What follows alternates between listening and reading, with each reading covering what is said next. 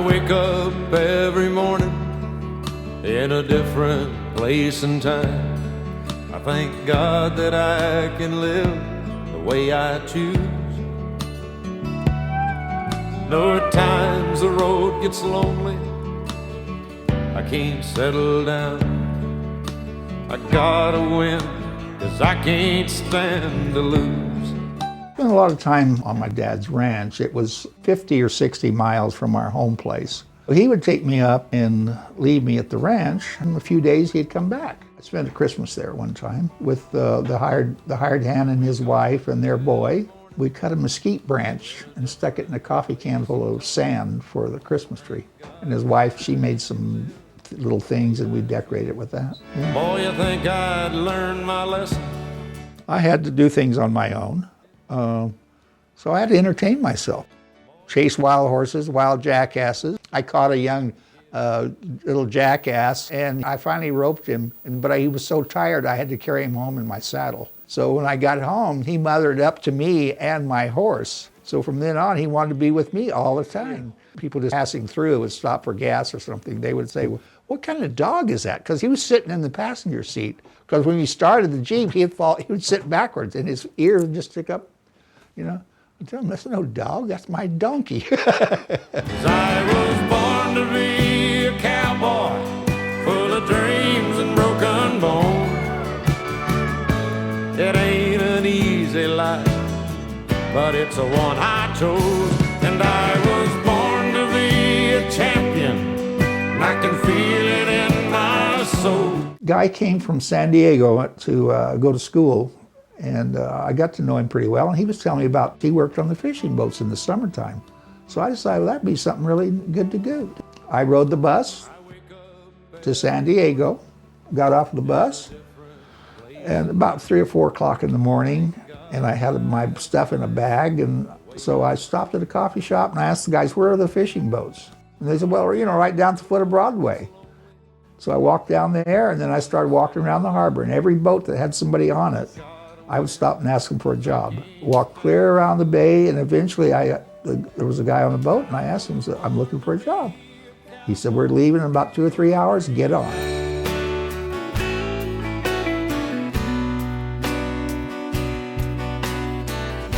I was very attracted to Bill because he was the most interesting guy I've ever met. He has a great singing voice, he's artistic, he's ambitious. At one point we went shopping for a fishing pole, and we saw a wonderful sunset painting by Jagursky. We ended up with the painting, and Bill said, I can paint that.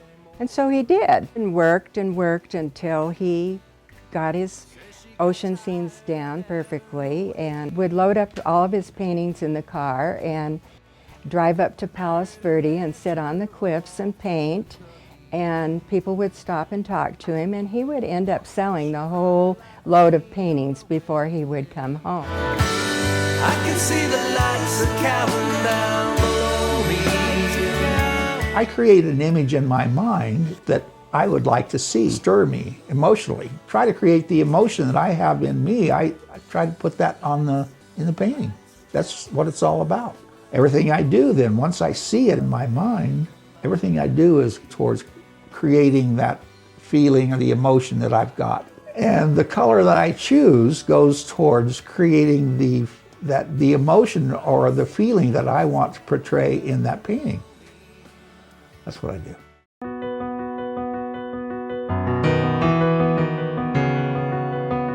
I remember one time my sister and I got into his studio when he was painting in his garage when we were little kids, and we were maybe 3 and 4. And we took paintbrushes and we started smearing paint on one of his paintings because we wanted to paint, we wanted to be like him. He went to show one of his friends what he'd been working on, and what was amazing to me was rather than being mad or upset that we'd ruined his painting, he was excited that we were painting and that we were being creative. And we grew up in that atmosphere where being creative was important, it was profound. Be responsible and be creative. Be an artist. I have so many memories of my dad. Let's see, my favorite, being with him at the beach, painting and playing on the rocks with him, and making abalone dinner. At the end of the day, we didn't have any paintings left, but we put our buckets and went put them back in our old car, our old Ford Falcon convertible, and drove home. We went home and made spaghetti dinner. I was very proud of him, and I knew he was like a superstar, but my dad is my dad. And that was the best part ever, him being my dad. My dad always had time for me. He spent a lot of time with me when I was a kid. He coached baseball with me. He took me fishing. We golfed together a lot. He always had time because being an artist, he had his own schedule. He instilled to be honest. I think that was one of the most important things to me. I really believe that's a true statement. I'd watch him layer his paintings, and it would start with one layer, and he'd put another layer and another layer, and all of a sudden it would just come to life. And I just couldn't understand how he could do that. It's really impressive.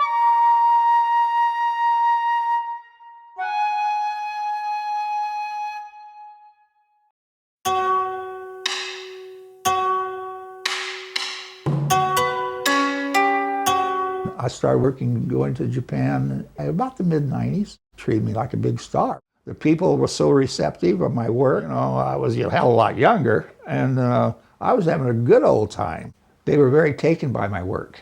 They liked what I did, and they wanted those things in their homes. These images in their homes. They have small apartments, small houses, and a lot of the apartments they have, there's no view of anything.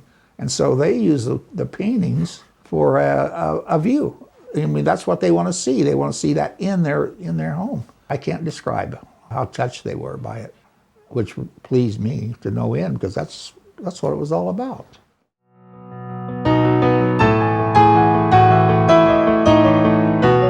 One time when me and Will were in 6th and 7th grade, we went and stayed with Grandpa Willie for a week at his house in Bonita.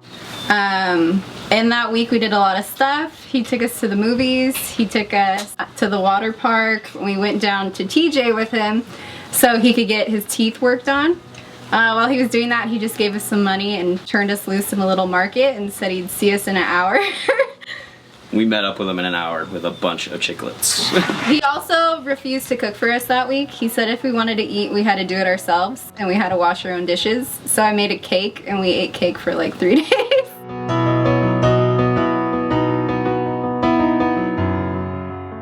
I think what I see in my grandfather is a lot of strength and courage. I imagine him when he was like younger as this like little like cowboy that's like really tan, little like Native American cowboy running around with like probably whiskey when he was like 5, smoking cigarettes, and like I just think that that's really cool. Having someone like that in your family that has like achieved such like work of beauty is something, it's inspiring. It's like you look up to that and you see that and you're like, wow, like I can make my own like work of art, but maybe it's not painting, maybe it's like teaching yoga or acting or modeling or whatever your interests are. He listens to your problems and makes you feel like he cares and he's interested, and he always has a different way of looking at things. I like that when I get in trouble at school, Grandpa always make me feel better about it, make me laugh, make me feel like I did something wrong, but I shouldn't feel bad about it. The painting that he painted, and I think it's the one of a kind, it was called Fields of Maui. It hung over the couch for quite some time, and it was my favorite painting, and they needed a painting to fill up the room at the gallery, so they took it there and it sold immediately. Just fields of different colored flowers. It was so beautiful. It really was one of the most beautiful paintings I've ever seen.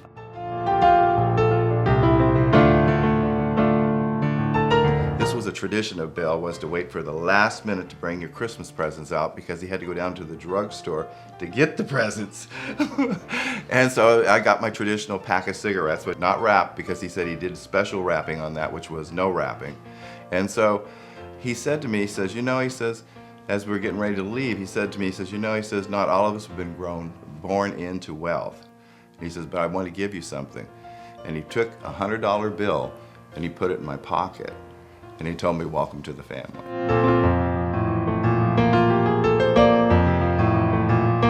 It was It was just the way things evolved, you know. I mean, that's what you did. You took care of your family and tried to develop your art on the side. Originally I was working for the railroad and I worked nights. I had a studio in my garage and I would go in there and practice my painting during the day and then find time for the family and everything, you know. I have a very vivid memory of the day that I knew that I could be. I'd been showing in any place I could show my work, I was showing. Come home and paint, and then on the weekends I'd go back. So I did a couple things that I thought, boy, these are really kind of catchy, you know? And I knew that what I had just done was what I needed to be an artist, to be a professional artist. I went back to Palm Springs that weekend, and they sold right away, immediately. And so that was the beginning.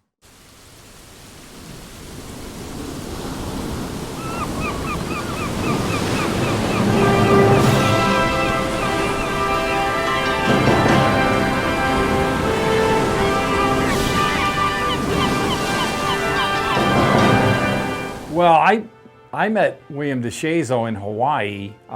First I met his art, and he was featured at Center Art Galleries.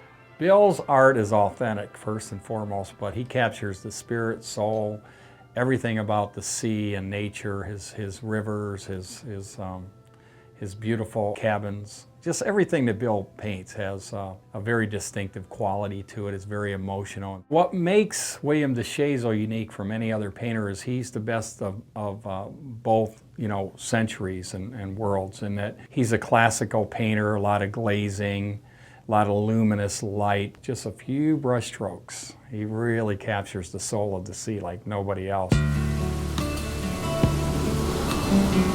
I've been painting 65 to 70 years, something like that. Have I ever painted the perfect painting? No, I won't. I'm too critical. I've done some things that I thought, well, that's as good as I can do today. In other words, that's the best I can do.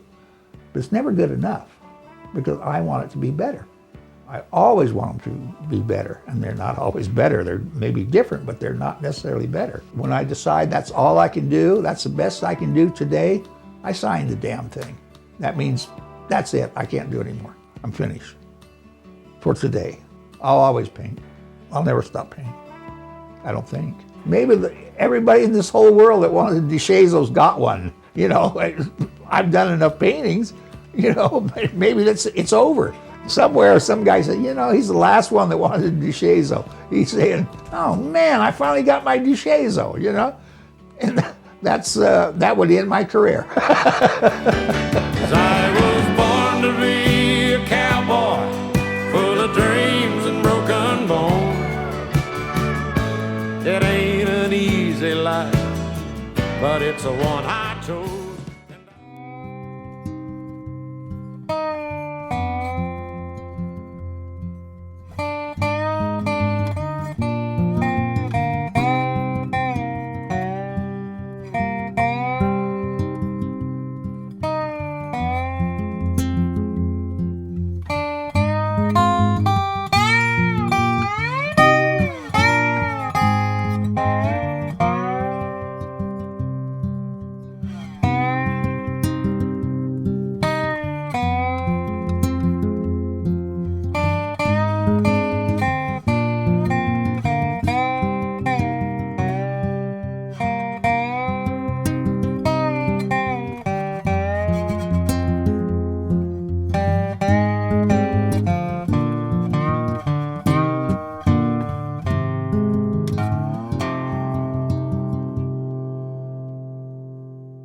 For an old cowboy, by God, that's pretty good.